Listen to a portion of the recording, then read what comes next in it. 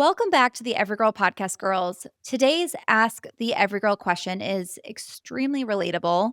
I think no matter who you are or what you do, you have had this exact question, if not currently wondering the same thing, sadly. And that question is help. I've been feeling so stressed out. I really need help to de stress and to just stress less in general. I have actually been wanting to do an episode on the topic of stress for a while now. So, thank you to this listener for reminding me because it is a topic, obviously, we all deal with and struggle with, especially in today's world. And I think it's a topic that is like the most talked about. Like, everybody is sharing tips to de stress and whatever. Like, we talk about it a lot, but it is the least helpful advice. Like, taking deep breaths, meditating every day. Like, I get it, they're helpful, but we need something different than that, more drastic than that. And I have the answer for you. Right now, chances are probably high that you are maxed out, you're exhausted. Maybe you're even stuck in this constant state of like just pushing through and trying to survive. So, this episode is not going to be about spending more time on self care or journaling. I'm not going to tell you to go on a walk or light a candle. This episode is about what stress really is on a cellular, neurological level and how you can reset your system using actual science. We are diving into the biology of stress, the nervous system responses that traps your body in survival mode, the hormones that hijack your brain, and the proven ways to stress less on a deep physiological scale without having to change your life, without having to like quit your job and move to the middle of nowhere. Although that sounds lovely sometimes, doesn't it?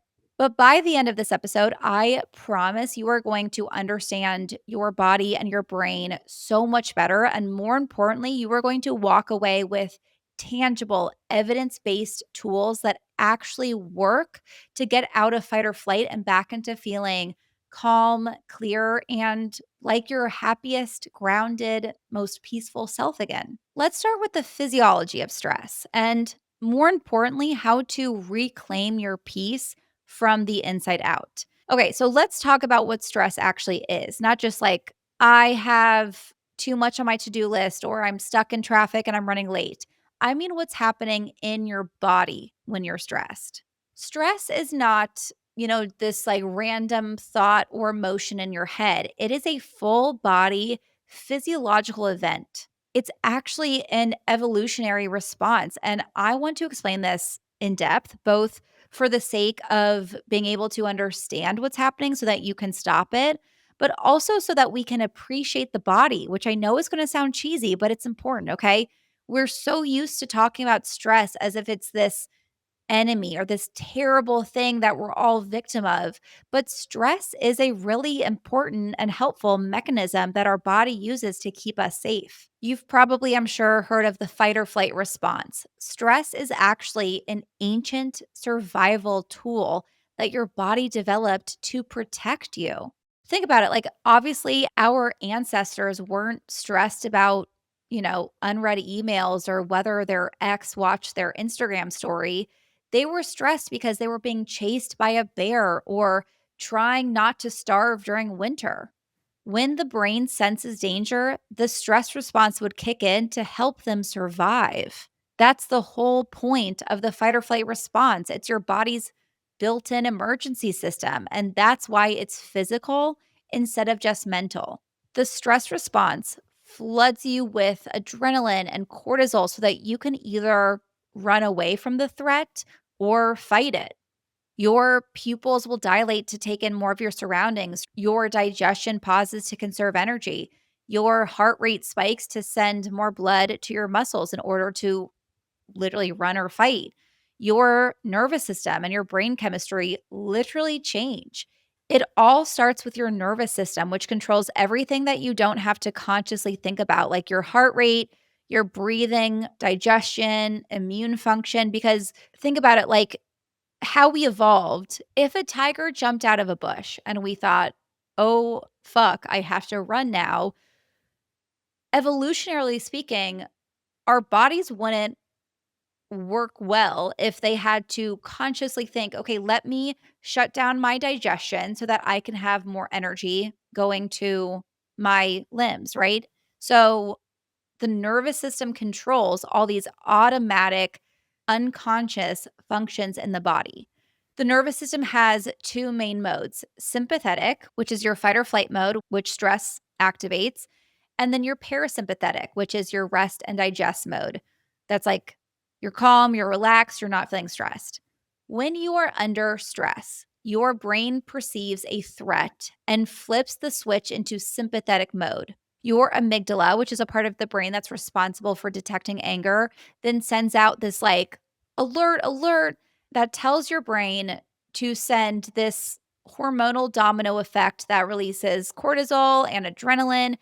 And the jobs of those hormones are to signal to the body to speed up your heart rate, to increase your blood pressure, to tighten your muscles, to shut down non essential systems like digestion and reproduction, flood your brain with glucose for quick energy. Like it's this actually amazing series of all of these events throughout your body, all with the purpose of helping you survive. Like, how in all the superhero movies where there's like this moment where they go from regular person to the superhero, like in Spider-Man when Peter Parker's like one day just this like doop doop doop regular person going to biology class, and then he gets bitten by a spider and all of a sudden he like has all these superpowers and he can't control his own strength and all these things. That's honestly what the stress response does for us. Cortisol is like a spider. It gives us super spidey powers that is meant to give us super strength and awareness and energy and make us faster in order to run away or fight in order to save our lives. But obviously, this stress response is meant to be temporary. No species evolved to constantly being chased by a tiger 24/7. And your brain doesn't know the difference between a bear in the woods and a Slack from your boss that says we need to talk. Okay. Your body reacts the same. When your brain thinks, oh shit, your body doesn't know if it's traffic or if it's a panther about to attack you. And in today's world, we are hit with hundreds of these little threats every day, but we rarely get the release. There's no sprint, there's no physical escape, there's no fight, there's no moment that signals we're safe now. Our lives are not designed to complete the stress cycle. So, what happens is that we stay stuck in that high alert state way longer than we were ever designed to. And the nervous system doesn't just like snap back on its own. If we don't signal to the body that we are safe again, we stay stuck in survival mode and fight or flight. And so, when that's happening over time, that's why you can feel anxious even if nothing is technically wrong, or you can feel exhausted even after getting a full night's sleep, or maybe totally numb, like your brain is literally buffering. That's the nervous system still running this stress response in the background, like too many browser tabs open on your computer. And then obviously that can not only just impact your brain, but it can impact your body long term. It weakens your immune system, it fucks up digestion, it disrupts your sleep, increases inflammation, causes hormonal imbalances. I kind of think of it like it really makes sense. Not only is your body's energy going into the fight or flight response rather than all these other mechanisms, because again, how the stress response works is your body thinks, okay, I need energy right now to run away or to fight. So all the energy that's going into digesting or the reproduction cycle or detoxification now has to go into running away so I can temporarily get away from this tiger. So when that's happening often, our energy is not going to these other crucial functions in the body. So that's part of it. But also, like, if your body thinks it's constantly in danger, of course it's not thinking it's time to thrive. Of course it's not thinking, oh, this is the time to absorb the optimal amount of nutrients, or, even from a biological evolutionary perspective, to reproduce. I just think the body is so much smarter than we realize, and it knows, like, of course it's not time to thrive when I'm constantly in danger. So, when we talk about de stressing, what we're really talking about is kind of twofold: raising our stress threshold and then completing that stress cycle, flipping the switch from sympathetic to parasympathetic. And I'm going to walk you through exactly how to do that in a minute without any breath work or meditation app. So much of the fix is knowing and understanding the stress mechanism and what is actually happening in the body, what the body thinks is going on. Like, you can change your stress just from the knowledge that I've just given you. There's something called the stress threshold, which is basically like the level of intensity that your brain requires in order to trigger the fight or flight response. Back in the day, our stress threshold was really super high because it only kicked it in if we were literally in danger, like a saber-toothed tiger jumping out at us, or a natural disaster happening, or being on the brink of starvation. Like, that's what stress was designed for literal physical survival, life or death. But then we fast forward to modern life, and the saber-toothed tigers have been replaced with unread emails and running late to a meeting and getting a passive aggressive text, having an argument with your partner. Our brains now perceive emotional and psychological threats like rejection, failure, not being liked, heartbreak as just as dangerous. Like, we literally are interpreting these events as life or death because our threshold has shifted. Most of us typically don't live in survival conditions anymore. So our nervous system kind of recalibrates to see smaller things as bigger threats. That means like a traffic jam when you're late, a scary number in your bank account, or even just someone using the wrong tone with you, maybe, can trigger the same physiological stress response as a life or death moment. It's because our stress threshold has shifted. Or I think another example, like a really big one that I think we experience probably most often, is that we perceive a busy schedule or a long to do list as a threat. Like, I'm so stressed because I'm so busy at work, or I'm so stressed, I have so much to do. Lest we forget, the brain's number one job is to keep you safe from danger, to literally keep you alive.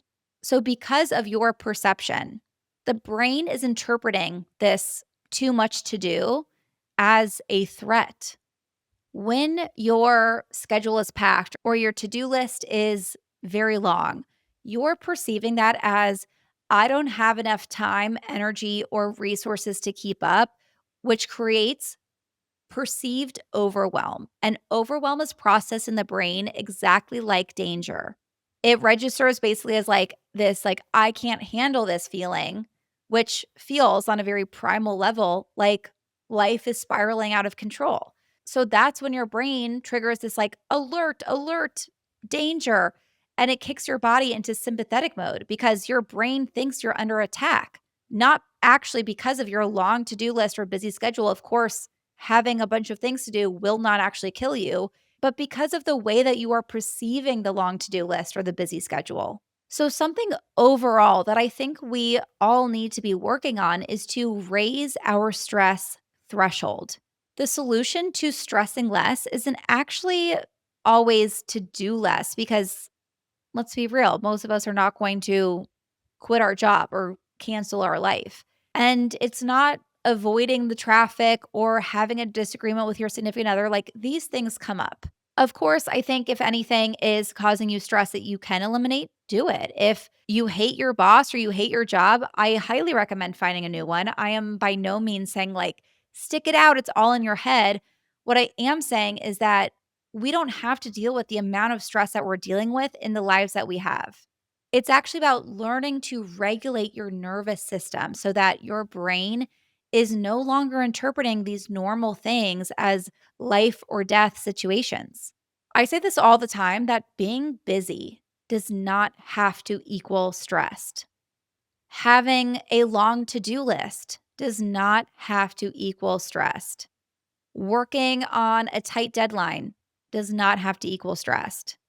And that's because stress is the body's life or death survival mechanism.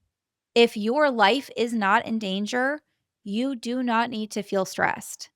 And so it's changing how we perceive these threats and raising our stress threshold that transforms our stress levels. Obviously, so much easier said than done, but the easiest, most simple way to do that is something that I do a lot, and it's really just training our bodies to feel safe. When I start to feel stressed, whether it's like a worry in my head or that jitteriness or overwhelm that comes when I'm really busy, or I feel my shoulders tightening or my breath speeding up.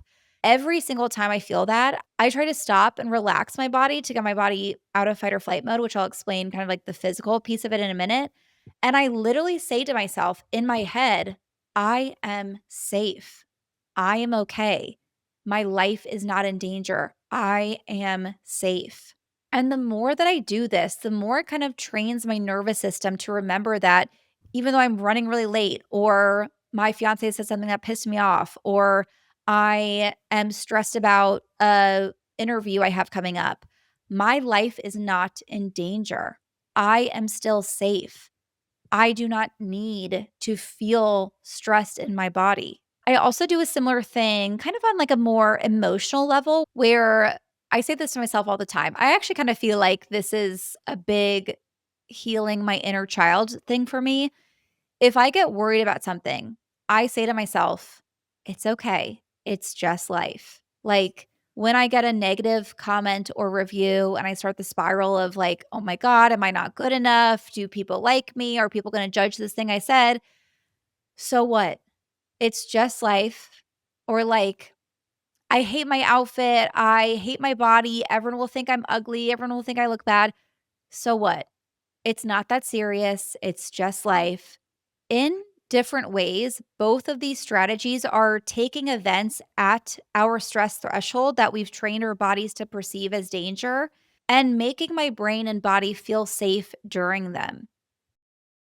Now, let's talk about the physical response that I mentioned, lowering the stress threshold through the body, because sometimes our mind can't lower the stress. We do perceive a threat as a big deal. Like we do think if we're judged or if we're going to get fired or whatever it is, that it's a really big deal. It's sometimes that whole idea of like, I am safe or so what? It's just life. It's not a big deal. Sometimes that actually doesn't feel real, right? Like sometimes it actually does feel like I'm not safe. This is a big deal. And sometimes a part of that is like our stress threshold hasn't raised enough yet where these things in our mind still feel like death to us. So even if you can't calm your thoughts, you can still calm the stress response through your body. When you calm your body, your brain follows. There's something called bidirectional communication between the brain and the body. Basically, your thoughts impact your body, which we know, like when you think about something stressful and the stress signal literally changes your heart rate, or you get a stomach ache because the mental stress you're experiencing shut down your digestion. But it also works both ways. Your body also sends messages back to your brain. So you can reverse engineer your stress response. Like if your brain is screaming, we're not safe, you can use your body to tell it, yes, we are. So, for example, just relaxing your shoulders reverses the stress response because tense muscles are part of fight or flight.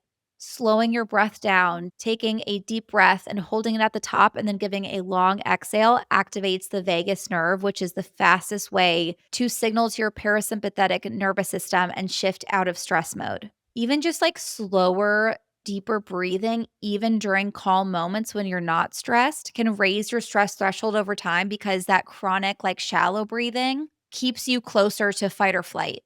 Sighing, giving like a big sigh, is actually proven by research done at Stanford to reset carbon dioxide levels and is one of the fastest way to drop your stress in the moment. These small actions create micro signals that tell your nervous system the threat has passed, even if your brain hasn't fully caught up yet. And again, the more that you do these things too, the more it will raise your stress threshold because you're training your brain and body that running late for a meeting or getting in a fight with your sister is not a safety threat. It is not a life or death situation. I don't mean to diminish any of these stressors.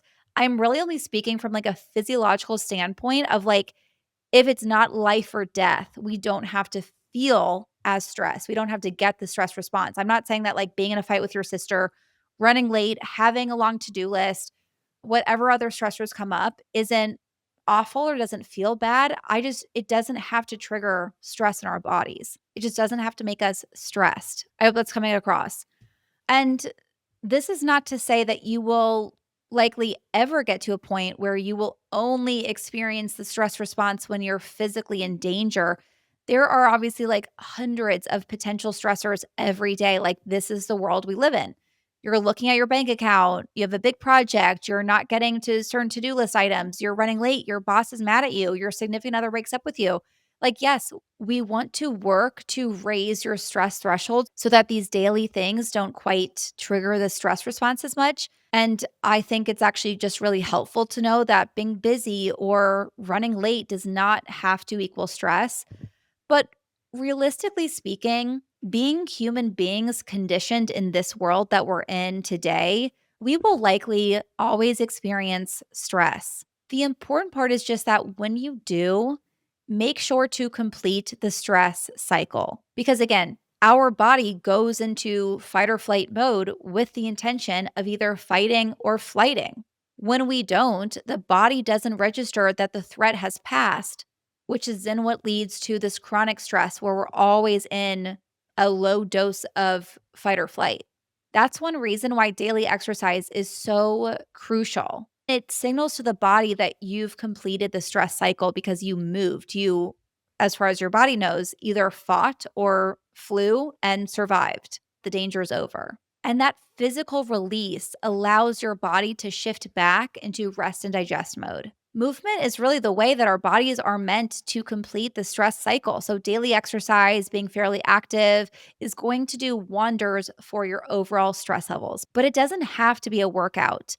Dancing in your kitchen, just shaking out your body, or even just like going for a really quick walk if you've had like a stressful couple hours will do wonders. When I get stressed, especially like during my workday, when I'm just like sitting at the computer, I try to just like stand up, do some quick jumping jacks, walk around, any little form of movement, and then go through like the deep breathing, relaxing my muscles to signal to the body I've completed the stress cycle.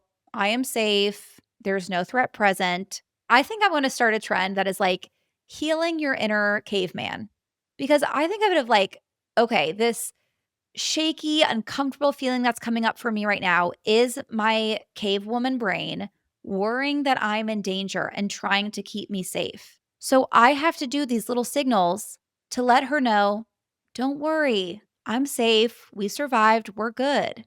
The main thing I want you to take away from this episode is how we think of stress to begin with. It's not going to do enough to just react when you feel stressed. Of course, having tools in your toolbox to help you when you are experiencing stress is really super important. It can be so different for everybody. So, I recommend working with a therapist to find some things that work for you when you're dealing with stress. Sometimes it's more mental and it's just the way that you talk to yourself, the way that you mentally calm yourself down from stress. Sometimes it's more physical and it's like cold exposure, splashing your face with cold water so it activates the vagus nerve to lower cortisol. But what's going to make the biggest difference is raising your stress threshold over time and training your brain and body to feel safe in your life.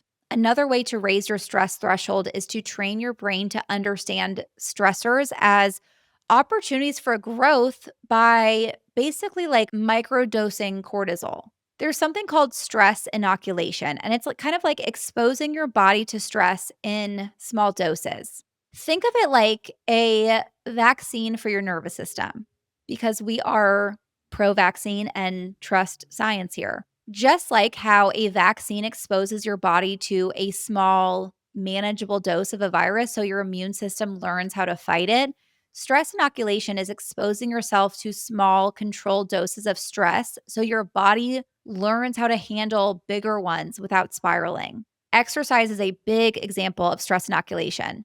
So, exercise not only completes the stress cycle, but because it also naturally releases cortisol and is a physical stressor on the body because you're like challenging your body, you're kind of pushing through.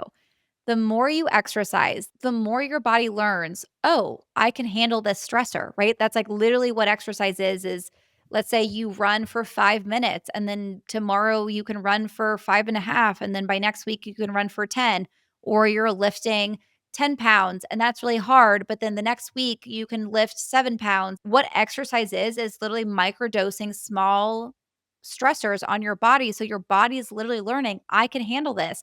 Oh, I can handle 10 pounds. So let me go up to 12. I can handle running for 5 minutes.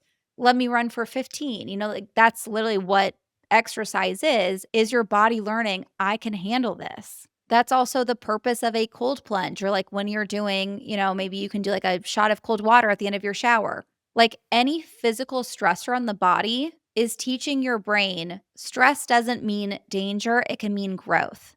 And over time, your nervous system is going to become less reactive and you recover faster when real stressors come up. Through this stress inoculation, exposing yourself to little doses of cortisol, your body produces more DHEA, which is a hormone that helps repair and protect your brain from all the damaging effects of cortisol. So basically, instead of stress breaking you down and causing all this inflammation and disruption in the body, your body starts to adapt and build resilience from it. And that's another way that your stress threshold raises over time. Suddenly, the big meeting at work or the traffic jam or the awkward conversation with your boss doesn't feel like a threat. Your body has been trained to know, I can handle this. So here's the big takeaway for this episode: stress is not the enemy.